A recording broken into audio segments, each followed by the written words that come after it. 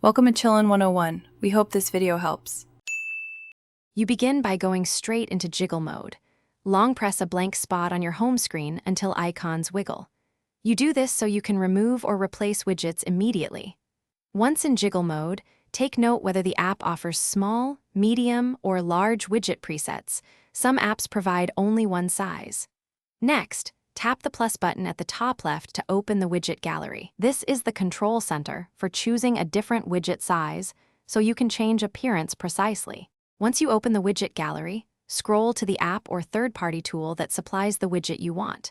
You will see size previews. Swipe between small, medium, and large to confirm the look and data density.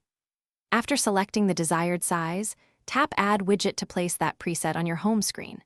If a widget of the same app already exists but in the wrong size, remove it by long pressing that old widget and choosing Remove. Then drag the new size into its spot and exit jiggle mode. Finish by exiting jiggle mode so the home screen locks and the widget renders consistently. Tap the widget to confirm it updates correctly. If you don't see the size you need, make sure the app supports that preset, update the app, or use a creator app like Widgetsmith that offers multiple sizes and custom content. If the new widget fails to load or sizes vanish, restart your iPhone and ensure iOS and the app are up to date. Once restarted, re-add the correct size and retest. Thanks for watching.